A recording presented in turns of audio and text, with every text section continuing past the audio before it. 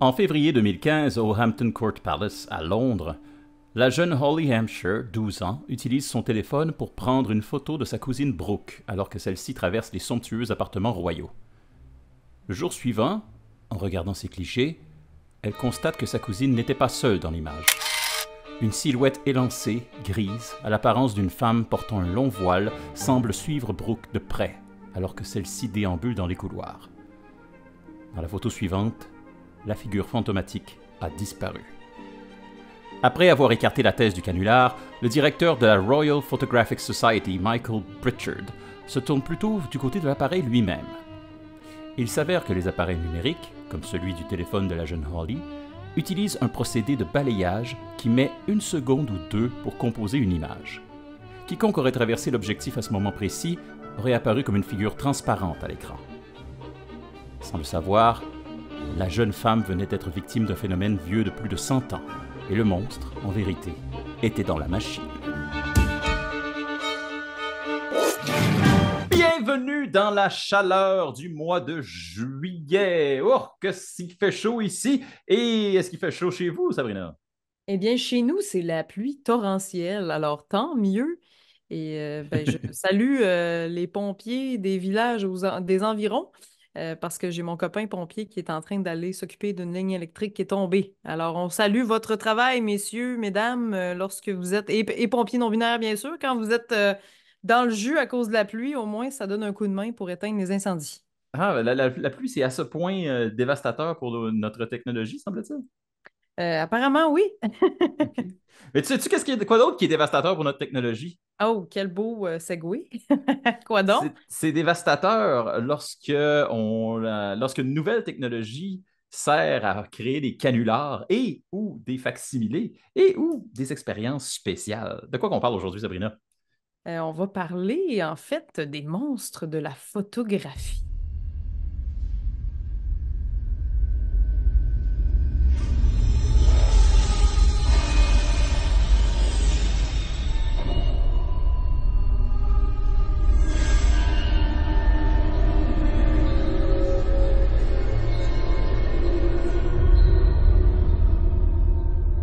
Oui, alors c'est un sujet vaste, vague. Il faudrait préciser un peu qu'est-ce qu'on veut dire par les monstres de la photographie. Oui. C'est quoi? Alors, vous n'êtes pas sans savoir que depuis que la photo existe, les humains se plaisent à y voir des formes et des apparitions, et quelquefois des apparitions très, très, très convaincantes. Et ça, c'est vrai depuis le début de la photo. Alors, Sabrina, pour commencer, c'est quoi pour toi ces monstres de la photographie? C'est quoi la photographie pour toi? Tiens, plus bien. Pour moi, la photographie, écoute, je suis un peu archiviste dans la vie. Moi, je fais des Ouh! médias sociaux parfois pour mon travail, donc le jeu d'évasion pour lequel je travaille. Et la photo de monstre en particulier, pour moi, quand j'étais plus jeune, était une espèce de Ah, ce serait le fun que ça existe pour de vrai, que ce soit véridique. Hum.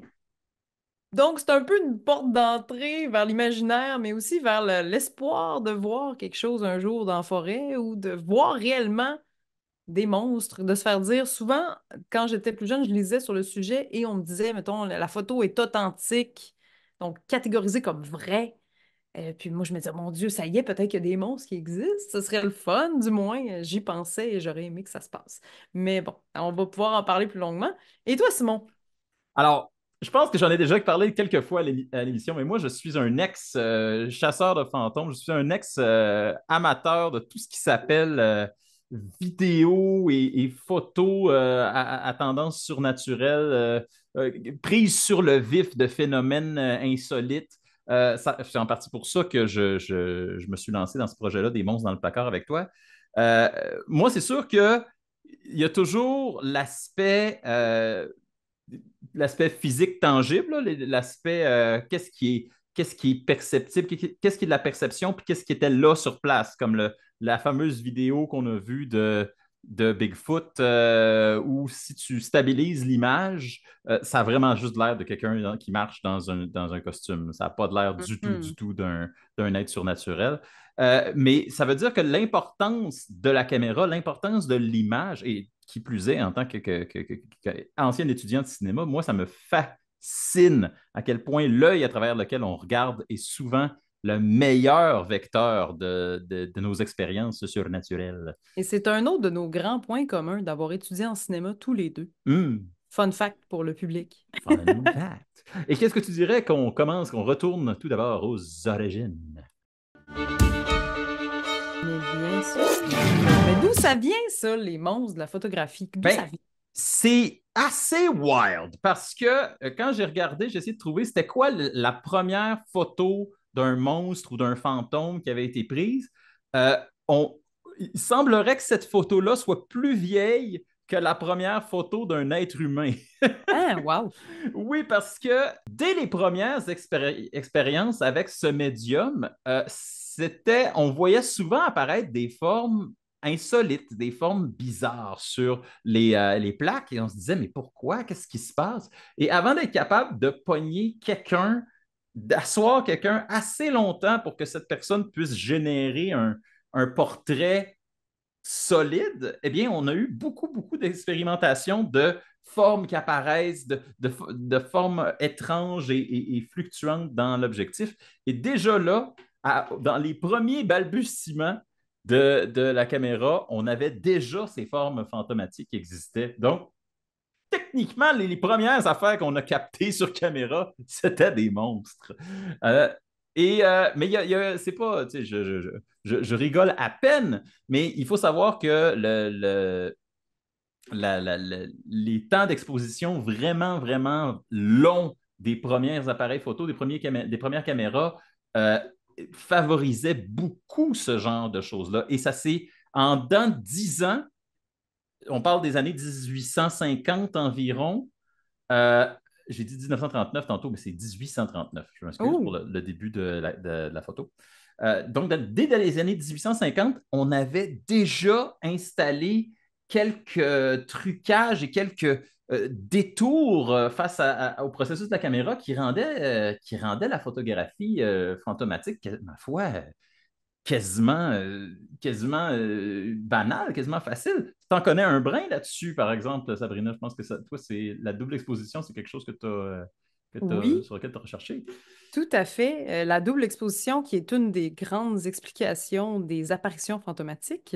Donc, quand on parle de figures fantomatiques, on parle d'expositions multiples. Donc, ça peut être accidentel, mais ça peut être intentionnel. Ce Mhm. qui fait qu'on prend des temps de pause plus longs. Ce qui fait que le sujet devient, s'il est en mouvement, il devient flou ou il disparaît partiellement, ce qui crée une impression de transparence, bien sûr, et l'idée de fantôme.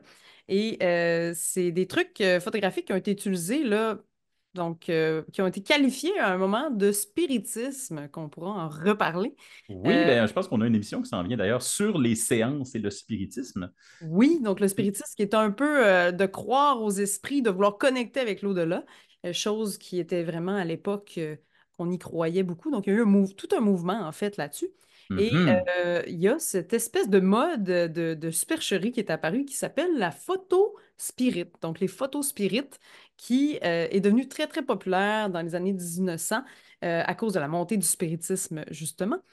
Notamment avec William H. Mumler, Mhm. prétendait capturer littéralement des esprits sur pellicule. Alors, il y avait tout un courant de charlatans qui étaient généralement deux personnes qui s'affiliaient ensemble. Une qui se disait médium et l'autre qui était photographe. Et les deux mis ensemble faisaient en sorte que ben, ça pouvait faire à croire à un produit qui faisait ah ben oui, viens, on va te prendre en photo avec un de tes proches qui est décédé, par exemple. Donc, la façon que ça fonctionnait, parce que là, je me suis vraiment amusée à savoir comment ça marchait, parce qu'on parle d'ancien matériel à l'époque, c'était des plaques de verre ou des collodions humides. À savoir ce que c'est, ça, par contre. Je l'ignore, mais ça sonne funky. J'imagine que c'était les trucs on faisait développer nous-mêmes. Donc, on prenait une première exposition avec en photo, par exemple, un fantôme. Donc, généralement, c'était la photo d'une personne qui était bel et bien vivante et déguisée. Ou quelqu'un sur lequel on pouvait mettre un voile pour donner évidemment une silhouette fantomatique.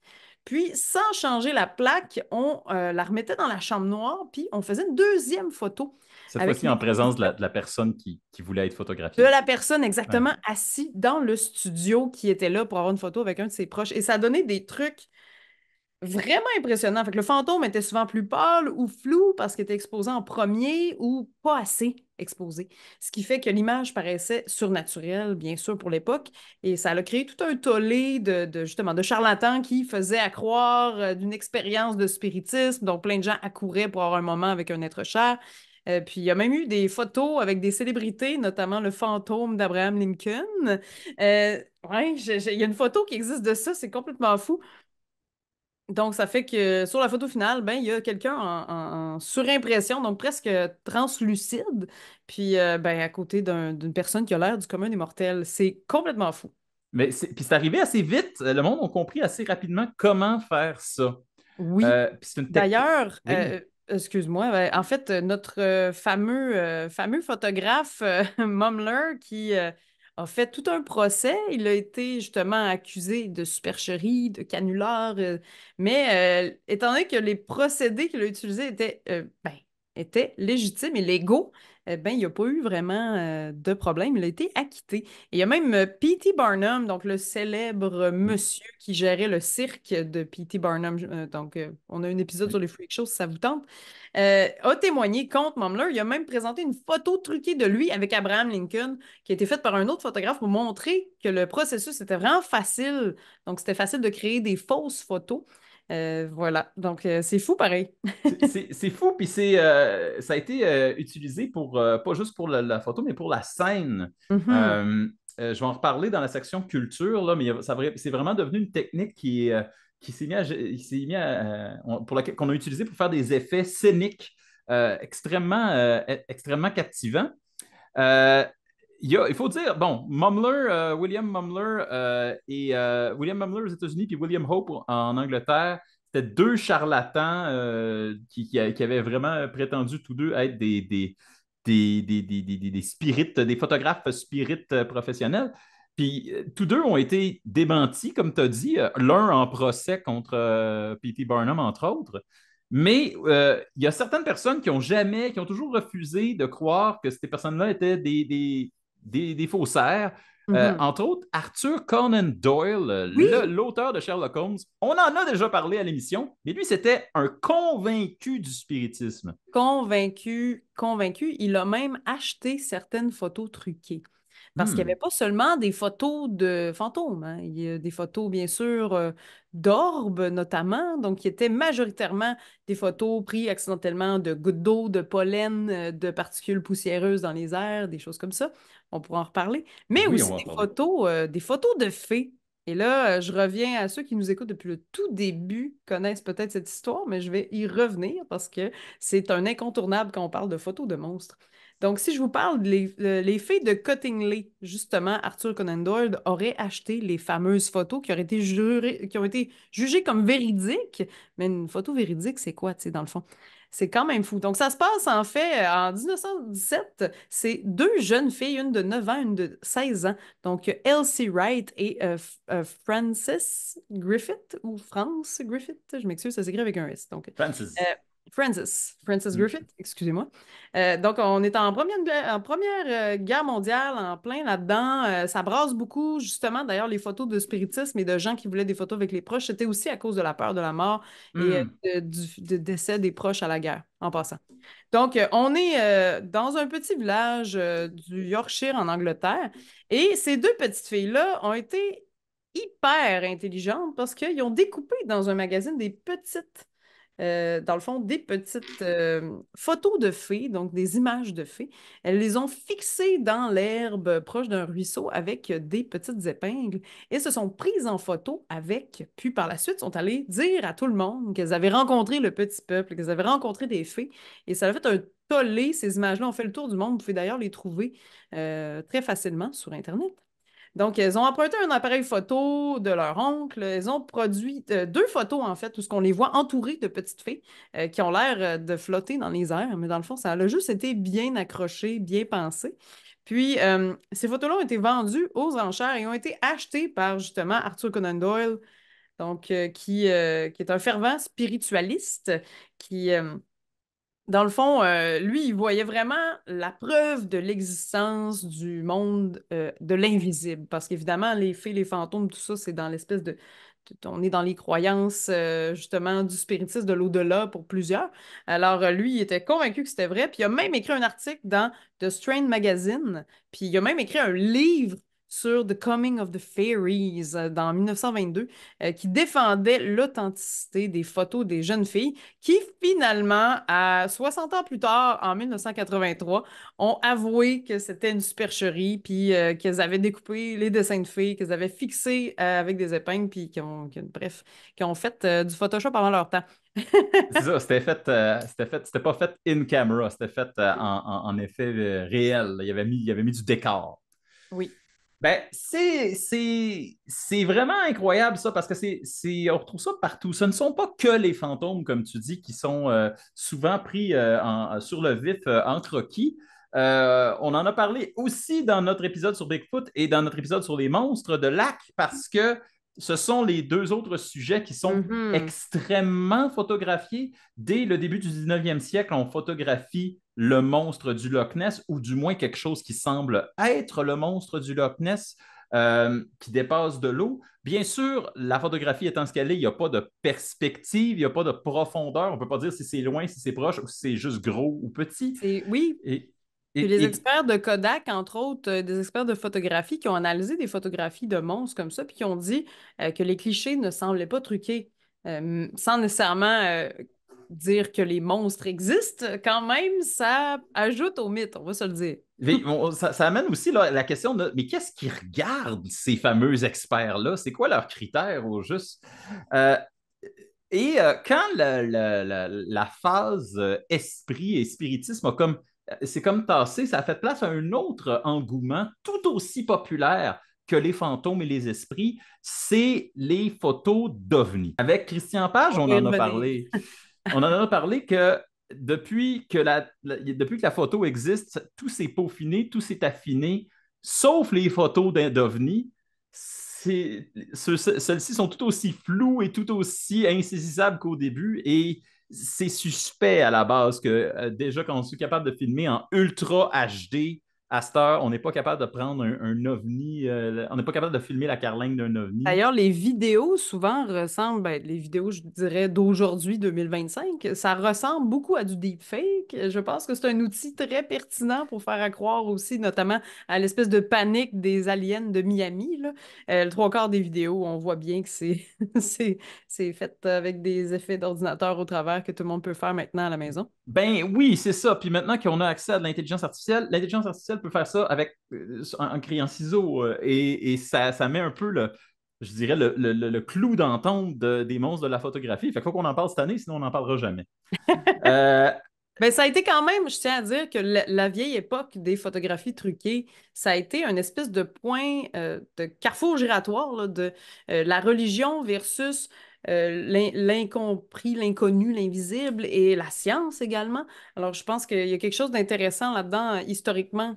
Ben, OK, je suis vraiment content que tu parles de ça, parce que c'est là-dessus que je voudrais m'en aller pour la section sciences. Parfait. J'ai un petit deux, trois phénomènes à discuter avant dont je trouve, que je trouve particulièrement intéressant en ce qui a trait aux monstres particuliers qu'on retrouve de la photo. Mais là, je ne parle pas juste des monstres qu'on a pris en photo, mais des monstres qui n'existent que dans la photo. Alors, j'en ai trois, quatre si on compte les orbes dont tu parles, dont tu as déjà parlé. Les orbes, c'est quoi? C'est des petites particules fines qui flottent dans les airs, et avec l'invention du flash, on s'est rendu compte qu'elle renvoyait une lumière très, très intense dans la caméra. Et Eh on bien, a tous déjà eu un téléphone avec un objectif sale qui fait un halo lumineux, ce qui est aussi une chose que j'ai pas parlé qui peut être à l'origine des orbes. exact. Donc, tout ce qui est une réflexion anodine ou quelque chose qui a rapport avec la longueur, l'ouverture l'ouverture de ton objectif, c'est ça qui fait qu'on peut percevoir des anomalies. Mais il y a de ces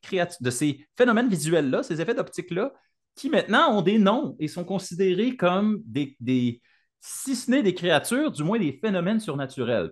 Je pense entre autres au Nensha. Nensha, qui serait une découverte du photographe et parapsychologue Tomokichi Fukurai au Japon en 1910. qui affirmait être capable de capter les ondes télékinétiques, entre autres d'une mystique qui s'appelait Ikuko Nagao. Il était capable de détecter comme son énergie spirituelle qui quittait son corps et faisait des traces dans le monde autour d'elle, là, des espèces d'ondes qu'il était capable de déployer. Et il affirmait être capable de capturer ça sur pellicule. Et donc, il a pris plusieurs clichés où on pouvait voir vraiment comme une forme qui s'étendait depuis la mystique et jusqu'à certains objets. Là, on affirmait qu'elle pouvait quitter son corps. Bien sûr, tout le monde a dit, mais ça, c'est de la double exposition, c'est évident. Mais lui, il dit, non, non, non, je suis vraiment en train de capter quelque chose pour la première fois. Euh, on peut voir les auras des gens. D'ailleurs, il y a plein de gens par la suite qui ont affirmé être capables, avec certains types de pellicules, d'être capables de capter les auras, la radioactivité immanente des personnes. Et donc, ça aurait pris le nom de Nensha. Euh, L'autre chose dont je veux parler, ça, je suis content d'en parler parce que ça a toujours été weird pour moi. Je pensais que c'était Ghostbusters qui avait inventé ça, mais non. Le phénomène de l'ectoplasme. Oui, c'est vrai. Alors, le phénomène de l'ectoplasme, ça n'a pas une si longue durée de vie que ça. Ça n'a eu une plus longue à cause de Ghostbusters en 1984. Mais c'est quoi? Euh, j'ai même, je pense, le nom de la personne qui a lancé ça la première fois. Oui, c'est la médium Eva Carrière. Au début du 20e siècle, elle affirmait qu'elle pouvait on pouvait non seulement percevoir les ondes spirituelles, mais on pouvait les incarner, on pouvait transformer ça par phasmoplastie, donc de transformer les fantômes en matière, dans le fond. Elle pouvait générer de l'ectoplasme. Et ça, c'est quoi? C'est quelque chose qui sortait de sa bouche ou de ses yeux, ses oreilles, une espèce de pâte fibreuse qui était captée par l'optique de la caméra puis qui s'évaporait immédiatement après. Euh, Ça ressemblait normalement beaucoup à du papier mâché, mais les gens parce que c'était une médium reconnue, Madame Carrière, elle faisait des séances live. Donc, les gens voyaient les séances, puis affirmaient voir l'ectoplasme pour vrai. C'était pas juste un truc de la caméra. Puis là, ensuite, quand on montrait les clichés de caméra, là, on détectait vraiment des visages dans l'ectoplasme. On détectait vraiment comme des formes humaines. Et là, on se dit, mais là, si c'est un effet de caméra, c'est sophistiqué parce que ça veut dire qu'ils ont fait une double exposition puis ils ont rajouté du stuff par-dessus. Il était précis. Mais c'est ça. Ce phénomène-là était particulièrement. C'était jugé comme. Certains ont considéré que c'était la preuve définitive de l'existence du monde des esprits Et moi, j'ai un fun fact vraiment béton. pour l'ectoplasme. Il y a Houdini qui Hmm. s'est mêlé un moment donné de la partie, étant donné qu'il était magicien, pour débunker certains charlatans de photographie, justement parce qu'il utilisait des processus d'illusion pour faire certains effets. Ça a quand même fait un avancement dans tout ce qui est légal et loi. Ben, légal, loi. Ils n'ont jamais vraiment eu de problème avec ça, mais quand même, ça l'a débunké une coupe d'affaires. Moi, je trouve ça le fun qu'un magicien s'en mêle. Ben, il y avait des recours légaux. Tu en as Mhm. parlé pour les charlatans du début du mi-18e siècle, mais il y avait des recours légaux parce que la photographie, veut pas, c'est supposé d'être une preuve recevable en cours. Oui. Si tu es capable de falsifier une photo, tu es un faussaire. C'est comme si tu faussais des documents. Spécialement si tu t'es fait de l'argent avec ça. Là, tu Ouais, as à vraiment l'époque, arnaqué les c'était gens. ça, là. Là, à cette heure, tout le monde peut faire ça sur son À le téléphone, là, mais monde. à l'époque, c'était recevable. Euh, bon, et là, juste avant qu'on bascule en mode science, j'ai une dernière affaire. On a parlé de photos spirit, mais avant les années 90, 1990, il y a l'auteur et sceptique Ben Radford qui a établi une différence majeure entre la photo spirit et la photographie d'esprit, qui est le genre d'affaires qu'on peut voir dans les émissions de Ghost Hunter ou whatever. OK? Et la différence, ce qu'il fait, c'est la photo spirit, c'est vraiment fait pour la scène. C'est créé de toutes pièces, c'est mis en scène. La photo d'esprit, c'est quelque chose qui n'est pas à proprement dit mise en scène. Elle peut l'être, mais elle est captée sur le vif dans un milieu qui n'est pas scénique à proprement dit. Fait que, vraiment, la différence, c'est qu'il y en a une qui est sur une scène, puis l'autre l'est pas.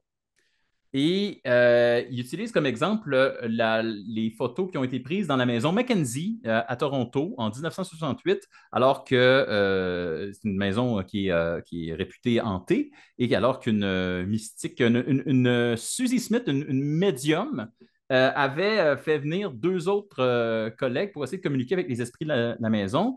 Et à un moment crucial, ils avaient pris une photo et la photo, lorsqu'elle a été développée, a révélé la présence d'une fumée blanchâtre que personne ne se rappelle avoir vue, qui n'était pas une particule flottante, c'était rien, c'était vraiment de la fumée.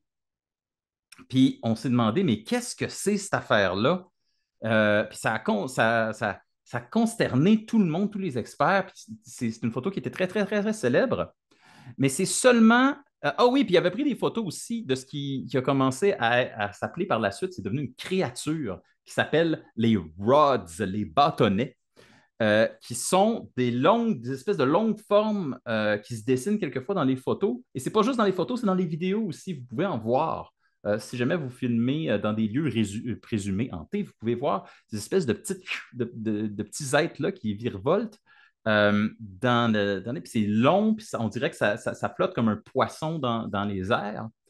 Et ça a confondu beaucoup de monde pendant un grand instant. En fait, ça a confondu beaucoup de monde parce que c'est pas tout le monde qui connaît la photo, mais n'importe qui connaît un peu la photo pourrait vous dire ça, c'est une sauterelle qui vient de passer dans votre obturateur. C'est juste que l'obturateur n'est pas assez vite pour la capter. Fait que ça donne l'impression que c'est une longue forme, puis non pas juste un insecte.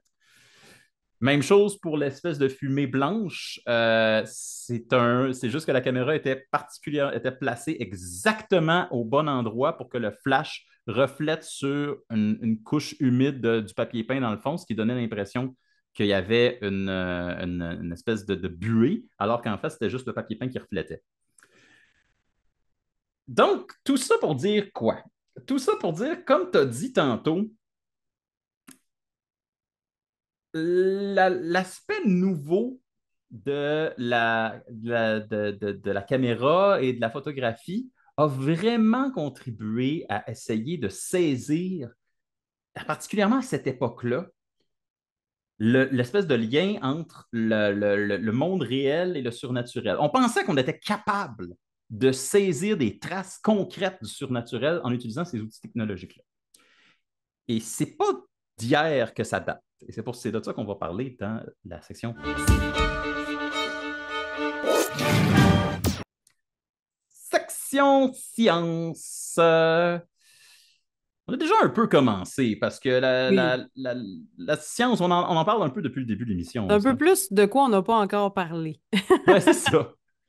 Comment on peut aller plus loin? Alors moi, pour la section science, je me suis intéressé non seulement à pourquoi les monstres les créatures de la photographie apparaissent sur les photos, parce que ça, c'est la partie facile. Pourquoi on les voit sur les photos? Parce que c'est ce sont des caractéristiques de la photographie. À l'époque, les personnes ne savaient pas comment ça fonctionnait un appareil photo. Ils ne savaient pas si ça captait l'âme du monde ou si ça captait juste comme des ondes lumineuses prolongées. Euh, et aujourd'hui, on en sait un peu plus. Alors, c'est moins peurant.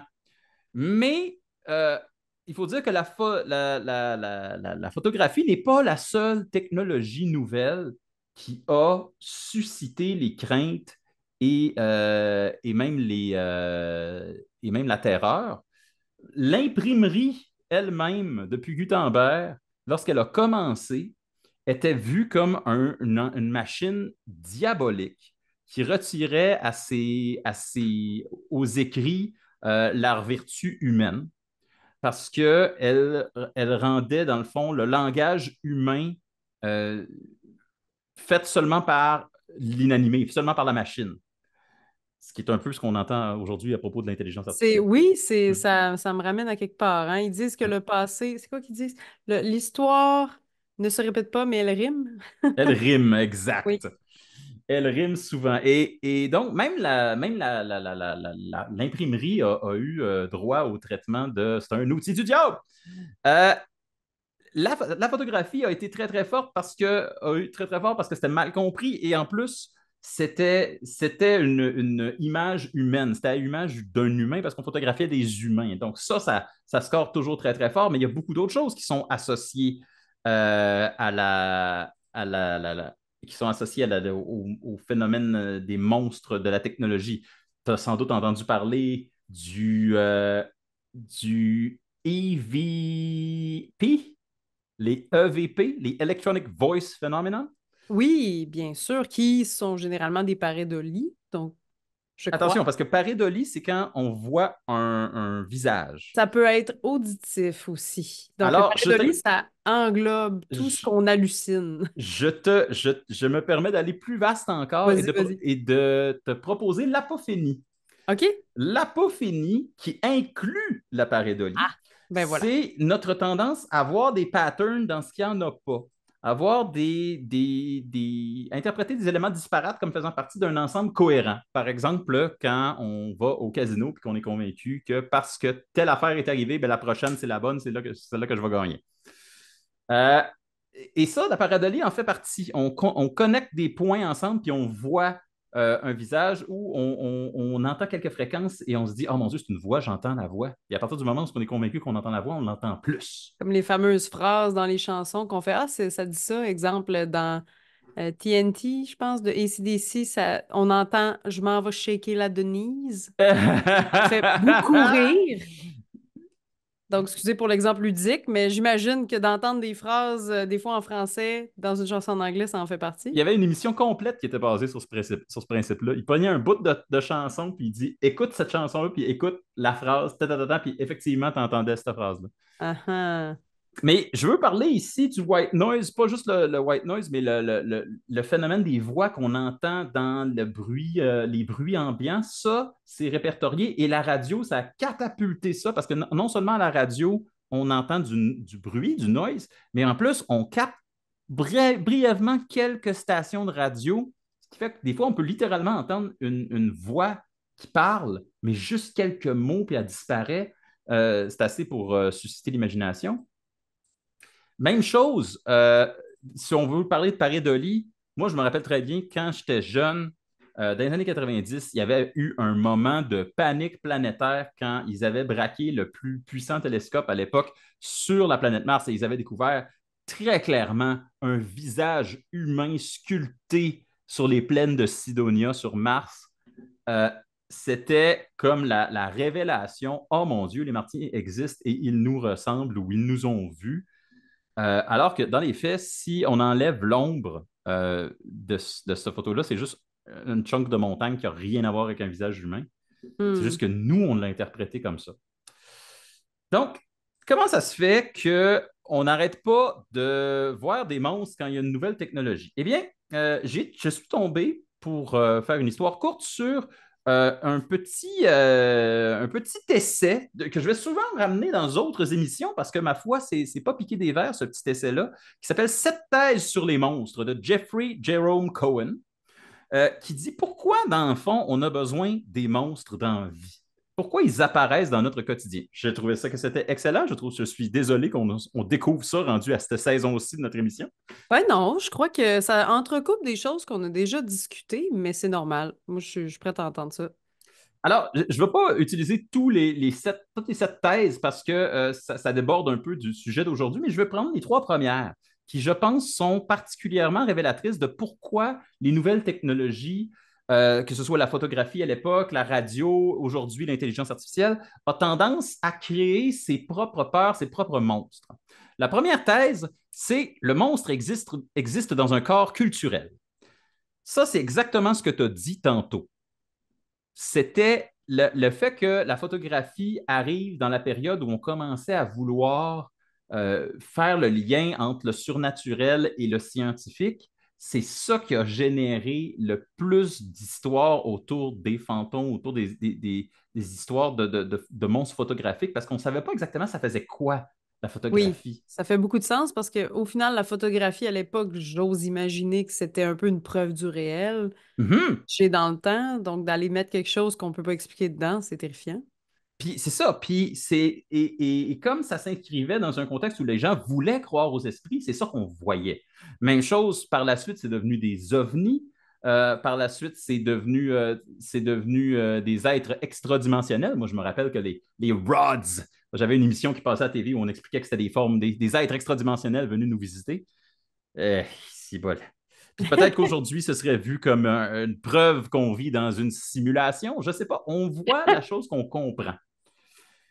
Euh, Ça, c'est la première thèse. La deuxième thèse intéressante qui nous concerne aujourd'hui, c'est un peu weird, c'est le monstre survit toujours. Ça, c'est la thèse numéro 2. Et comment j'applique ça à notre monstre actuel, les monstres de la photographie? C'est que les monstres de la photographie, dès le début, c'était absolument identifiable comme un canular. On connaissait l'effet qui provoquait le fantôme dans la caméra. Mais des gens comme Conan Doyle ont persisté à dire non, non, non, il y a quelque chose. Ouais, c'est ça. Le monstre n'est jamais tuable par la science. Il va toujours persister. Une fois que le génie est sorti de la bouteille, il ne peut plus retourner. Une fois que quelqu'un, à quelque part, croit que ça, c'est vrai, tu ne pourras plus jamais le défaire. Ça, c'est le principe numéro 2. Le monstre s'enfuit toujours. Il finit toujours par survivre. Et la thèse numéro 3, et je pense que c'est celle qui nous intéresse le plus pour les monstres de la photo et les monstres de la technologie en général, c'est que le monstre est annonciateur d'une crise de classement. Ah, Qu'est-ce que c'est ça, une crise de classement? Pourquoi ça a l'air d'une affaire du cauchemar d'un comptable? Euh, c'est lorsque le réel échappe à nos petites boîtes. On a, tous les êtres humains, on a une capacité à définir et à définir ce qui est autour de nous comme étant normal. Mais sitôt que quelque chose échappe à notre définition du normal, ça devient weird, ça devient bizarre. Et le monstre, c'est l'annonciateur de ce qui échappe au normal. Et lorsque nous entrons dans quelque chose, lorsqu'une technologie aussi influente que la photo, que la radio, que l'intelligence artificielle entre dans nos vies, forcément, nos codes du normal sont bousculés. On sait de quoi il faut que ça ait l'air une photo. Quand tu t'es fait prendre en photo, tu t'attends à voir toi dans tel saut, dans tel décor. Mais quand il y a quelque chose de bizarre sur la photo, quelque chose qui n'était pas là quand tu as pris la photo, soudainement, l'esprit s'emballe. Et hmm. l'esprit peut s'emballer beaucoup. Et donc, c'est pour ça que les technologies comme la photo, l'Internet, tout ce qui touche nos quotidiens et qui est supposé faire partie de la normalité, lorsqu'il y a de l'anomalie dedans, ça fout la chienne. Et je veux juste conclure ce petit segment en disant que moi, une des affaires qui m'a fait le plus peur dans la vie, c'était une des premiers creepypasta qui a jamais été écrit. C'était avant même qu'il y ait des espèces de réseaux sociaux comme. C'était dans les débuts de Facebook, où quelqu'un avait annoncé qu'il avait perdu sa copine et qu'il s'ennuyait d'elle, puis que là, leur réseau, quand ils taguaient, qu'il y avait quelqu'un qui avait tagué sa blonde sur des photos, puis il regardait les photos, puis le tag était là, il n'y avait rien. C'était dans le vide, il était comme tagué dans le vide et ça venait du compte Facebook de sa blonde. Comme ça, l'ordinateur avait identifié la face de quelqu'un dans le vide. Et ça m'a glacé le sang. C'est comme la reconnaissance faciale voyait sa blonde dans le décor en arrière. C'était Aïe, bien aïe, aïe. sûr un creepypasta, c'était complètement fabriqué, mais je trouvais que le concept de l'ordinateur peut reconnaître ta face. Oh, il reconnaît la face de ta blonde morte en arrière de toi, même si elle n'est pas là. J'ai trouvé ça Mais glaçant. on sait à quel point les creepypasta, même si on le sait que c'est inventé de toutes pièces, ça fait partie des histoires les plus terrifiantes qu'on a couvertes depuis le début du podcast. Et ça, je trouve ça génial parce que ça a tout Oui, été inventé, créé de toutes pièces et ça l'a cheminé dans l'imaginaire des gens à un point tel que même si tu sais d'emblée qu'il n'y a aucune chance que ce soit vrai, tu as de la misère à dormir la nuit après avoir fait trop de recherches sur le sujet. exact. Tu peux pas remettre le monstre dans la boîte. Et ça nous amène à la culture. Culture, culture, culture. Beaucoup de choses, mais pas tant de livres. J'ai pas beaucoup de littérature au sujet de la photographie de fantômes ou de monstres. Euh, Par contre, on en a parlé un petit peu au début. Dès une dizaine d'années après les débuts de la photographie, on utilisait déjà la double exposition pour faire des spectacles, comme on le disait, en stéréoscope. Alors déjà en 1856, la London Stereoscopic Company crée le spectacle Ghost in the Stereoscope. Et ça, c'est le fameux principe de on filme quelqu'un en dessous de de la scène, on projette son image grâce à une lumière face à un tulle ou une vitre et les gens voient l'espèce d'hologramme se manifester devant la scène, ce qui fait qu'on voit pendant un bref instant un fantôme flotter dans le vide. Ça avait marqué l'imaginaire à l'époque et ça avait entre autres marqué l'imaginaire d'un jeune Georges Méliès qui plus de 50 ans plus tard, l'utiliserait dans ses propres films et dans ses Oh propres tours oui! de magie. Georges Méliès, qui est un des pères fondateurs du trucage cinématographique, je vous recommande fortement d'aller faire des petites recherches pour voir ses films. Il y a on l'a tout étudié à l'école de cinéma, Et avec effectivement, raison. on s'est tout fait dire, 75% des effets spéciaux qui sont utilisés aujourd'hui sont des dérivés de Georges Méliès. Et beaucoup de Chaplin également. Chaplin qui jouait davantage avec les perspectives, donc il créait des espaces et des décors qui n'existaient pas en ajoutant des choses en gros plan devant la caméra, ce qui donnait des illusions fantastiques. Mais quand même, on aime ça, les chefs-d'œuvre du cinéma. Exact. Et donc, du théâtre au cinéma, les effets de caméra comme ça ont été rapidement utilisés pour faire des effets spéciaux, pour faire apparaître des choses qui étaient impossibles. Euh, Ça s'est multiplié avec les années, ce qui fait que ben, aujourd'hui, ce serait un peu dur. Même si vous voulez, moi je suis abonné au subreddit de photos de fantômes parce qu'une fois de temps en temps, ça fout une trouille. Mais je sais pertinemment que ça n'aura plus jamais l'impact que ça a déjà eu sur le monde parce que en 2014, on recensait environ 250 applications qui avaient pour but de faire apparaître un fantôme dans vos photos seulement sur Android. Et ça, c'était il y a plus de 10 ans. Alors, c'est fait. Maintenant, le fantôme est sorti de l'objectif. On peut en faire apparaître comme on veut des Ah, fantômes. On peut en wow. générer autant qu'on veut, sans besoin de Photoshop, même juste avec son téléphone.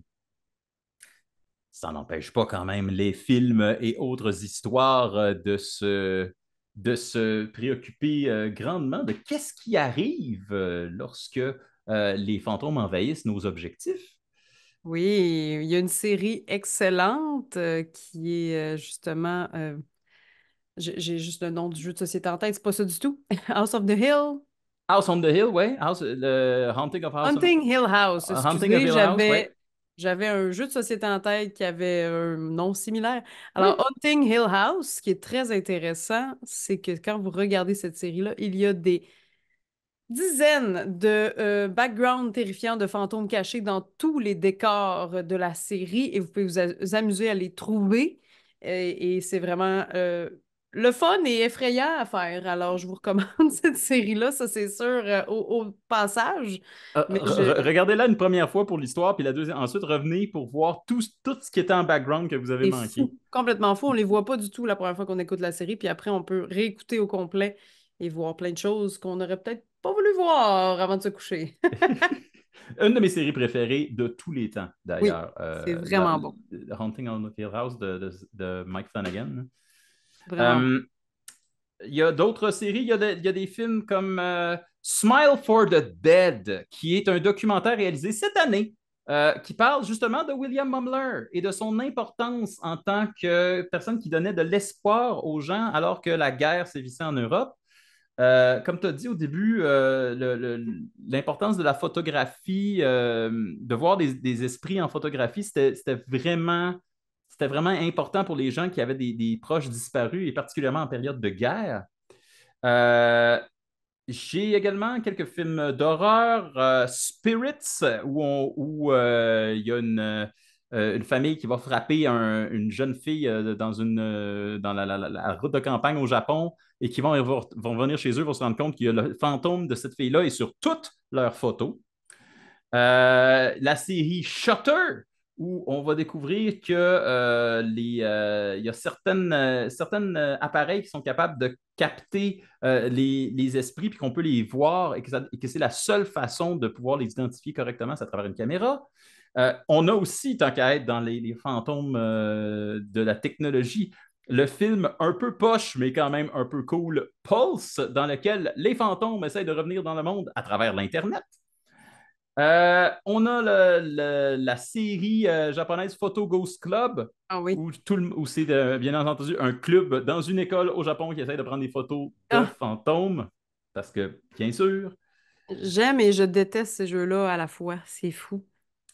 Ben, attendons, ben, justement, parlons de jeux en termes de photographie et d'utiliser la technologie pour dépister des fantômes et tout ça. Phasmophobia Oui. revient encore dans notre liste. Fonctionne avec ça. Vous avez besoin d'utiliser des caméras, vous avez besoin d'utiliser des chandelles, du Ouija, tout. Fait que ça recoupe tous les médiums. Et on est rendu aux recommandations. Ouf! J'avais peur que tu dises ce que j'allais recommander parce que c'était un jeu vidéo. Ah, ben vas-y donc. Ben en fait, j'ai deux recommandations. Ah! Ouais. OK, Il y a vas-y. une bande dessinée qui s'appelle Les Filles de Cottingley de Oh. Sébastien Pérez et Sophie Laville-Fromois. Excusez-moi si je massacre son nom. Donc, c'est une bande dessinée sur l'histoire des photographies. Tout ça, c'est très ludique, mais je trouvais les illustrations magnifiques. Et en ces temps austères, il faut encourager les artistes qui font des illustrations. Yes! Et un jeu d'horreur que j'ai beaucoup aimé parce que je suis une grande fan justement de me faire des peurs, même si je m'haïs à chaque fois que je joue à des jeux d'horreur. On dirait que je peux pas m'en empêcher. Je suis d'ailleurs très mauvaise à phasmophobia, mais j'aime bien ça. Ah! C'est incroyable. Ça s'appelle I'm on Observation Duty. C'est du développeur Notovia. Fait que c'est un jeu d'horreur psychologique avec observation sur des caméras. Donc, on surveille des caméras de sécurité et Comme dans Five Nights at Freddy's ou quelque chose comme ça? on cherche des anomalies, en fait. Donc, des objets qui Oui. disparaissent ou qui changent de place, des apparitions surnaturelles. C'est vraiment un jeu qui est sneaky, le fun, parce que c'est très calme, c'est très... J'ai trouvé ça au début relaxant et contemplatif, mais là, après, quand ça arrive, tu fais «Ah, OK». Et c'est un jeu qui a ben, inspiré une couple de jeux similaires, je te dirais. Donc, c'est à jouer si c'est quelque chose qui vous intéresse. Donc, le but, c'est de survivre jusqu'au petit matin en essayant de trouver des choses qui sont anormales sur les caméras. Donc, vraiment le fun. Alors, je suis vraiment content que tu aies contourné ma Ah! recommandation, qui est également un jeu vidéo qui Yay! s'appelle Fatal Frame. Ah ben oui. Donc, c'est un jeu vidéo dans lequel vous chassez des esprits au Japon, mais la seule manière de les combattre et de les identifier, c'est de les prendre en Ah, photo avec votre appareil photo. Et que c'est donc dur de stabiliser un appareil photo quand vous avez la chienne et que vous avez un nombre de clichés limité. c'est une excellente suggestion. J'ai également, parce que je ne savais Oh! pas si tu allais choisir Fatal Frame, je m'en suis préparé un deuxième, une recommandation film qui est très peu connu ici, mais qui a fait qui a eu un certain succès en Australie, qui est le film Lake Mungo. Et Lake Mungo, c'est quoi? C'est un film dans lequel ça suit une famille dont la petite fille est morte. La jeune fille est morte, c'est pas une petite fille, c'est une adolescente. Et qui découvre des vidéos dans lesquelles on voit le spectre de cette fille-là qui semble identifier les lieux du meurtre et les circonstances de sa mort. Puis, la particularité de ce film-là, pourquoi je le mentionne ici, pas juste dans les films de fantômes, c'est que l'aspect qu'est-ce qui est réel et qu'est-ce qui est un canular, ça switch deux, trois fois dans le film où on dit ah non, c'est un canular, ah non, c'est vrai, ah non, c'est peut-être un canular. Hmm. Et donc, cette danse-là entre c'est peut-être vrai, c'est peut-être pas vrai, je trouve que ça fait vraiment écho à au principe de le monstre survit toujours. Ah, wow. Voilà.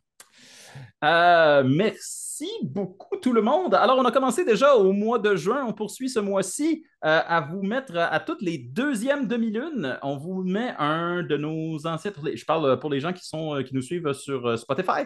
On vous met un des audios qu'on a enregistrés dans la première saison où on a eu des invités. On va vous en diffuser un par mois jusqu'à la fin de l'année. Euh, Aussi, n'oubliez pas de nous envoyer de vos histoires à vous, de photographie Oui. weird, de grand-mère sorcière, d'enlèvement par les extraterrestres. On les veut. On va les prendre, puis on va vous les ressortir au centième. Et c'est à quel courriel qu'on peut envoyer ça? Placard à monstres. Donc, placard à monstres à gmail.com. En un seul mot, placard à monstres. Un Yes. seul placard. Un seul placard et beaucoup de monstres, on l'espère, pour pouvoir profiter de notre centième de la bonne façon. Et n'oubliez pas, bien sûr, de vous abonner, de commenter, de partager, d'en parler. Écrivez-nous sur notre page Facebook, sur le Spotify, si vous voulez laisser des avis aussi, ça nous aide à continuer. Ça nous aide à savoir que vous êtes là. On veut savoir d'où vous venez, d'où vous nous écoutez. Et merci de nous encourager à continuer ce merveilleux podcast qui approche son centième épisode. On Oui, est très, très très, très bientôt, dans fiers. quelques mois seulement. Donc, Et pour poursuivre le mois d'août, euh, on parle de quelque chose qu'on a déjà touché parce que c'est une chose qui touche à beaucoup d'autres domaines et on n'a jamais plongé dans les profondeurs abyssales de ce sujet-là. Parce qu'on ne parle pas vraiment d'un monstre, on va parler d'un auteur. On va parler des monstres de H.P. Lovecraft en nous. et on se dit à la prochaine pleine lune. À la prochaine pleine lune.